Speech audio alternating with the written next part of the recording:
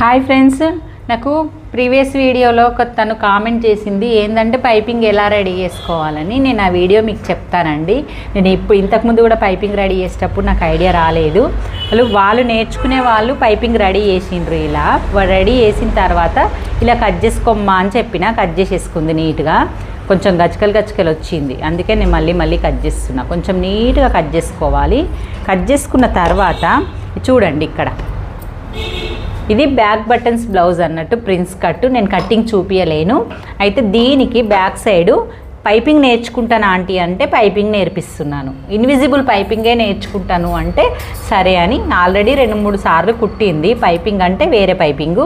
Invisible piping నేర్చుకునేటప్పుడు మనకి ఇక్కడ క్లాత్ వైజ్గా ఇది సీదా సైడు, ఇది సీదా అనుకోవాలి, అంటే మనకు కనబడే వైపు అనుకోవాలి. కనబడే సైడు మనం ఇలా పైపింగ్ స్టార్ట్ చేసుకోవాలన్నట్టు.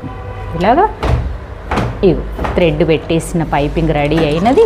దీనికి ఇలా పైపింగ్ రెడీ చేసుకోవాలి. దీనిపైన మనం రెడీ చేసుకున్న పైపింగ్ ఇలా స్టిచ్ చేసుకోవాలి. చూడండి, చేసుకునేటప్పుడు చాలా మందికి ఇక్కడ పెట్టుకునేటప్పుడు టర్న్ తిరుగుతలేదు, మాకు పైపింగ్ సాగిపోతుంది, నెక్కు సాగిపోతుందని అంటుంటారు. అలా కాకుండా మనం నిదానంగా కుట్టుకున్నాం అనుకోండి, చాలా బాగా వస్తుంది. ఇది ఇప్పుడు ఈ పైపింగ్ అయితే చాలా ట్రెండ్లో ఉంది. బోటిక్లో అయితే ప్రతి ఒక్కళ్ళు ఇదే పైపింగ్ కుడుతున్నారు.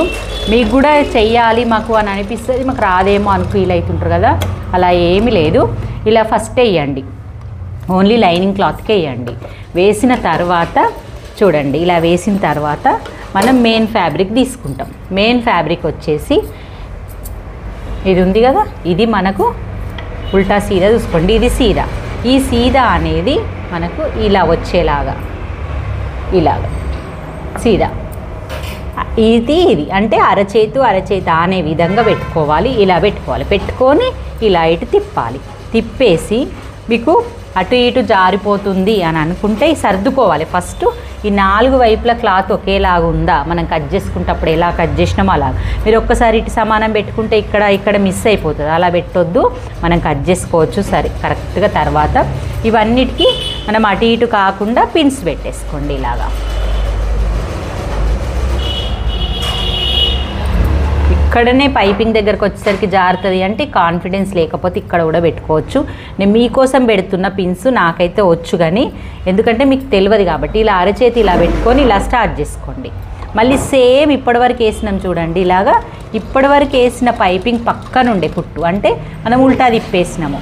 ఇగో ఇలాగా చిన్న కుట్టు పెట్టుకోండి. కొంచెం కుట్టు లూజ్ వస్తున్నట్టుంది.